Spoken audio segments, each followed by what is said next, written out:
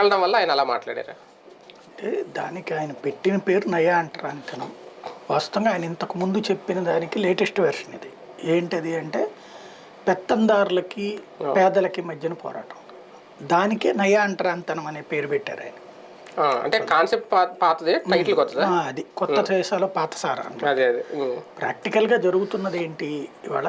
Very simple logic.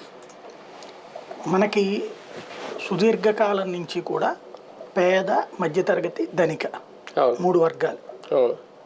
ఈ ధనికుల్లో భారీ ధనికులు అంటే అపర కోటీశ్వరులు, ఇప్పుడిప్పుడు ధనవంతులైన వాళ్ళు, ఇట్లాంటి వాళ్ళు ఉంటారు.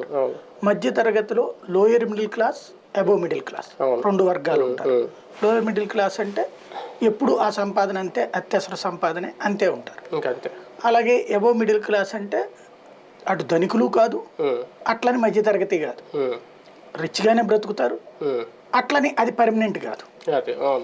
వాళ్ళు అంటే ఓ ₹1,00,000 పైన జీతాలు సంపాదించేటువంటి వాళ్ళు అబోవ్ రిచ్ కిందకి ఉండేటువంటి పరిస్థితి. 30-40 వేల రూపాయల జీతాలు తీసుకున్నారు.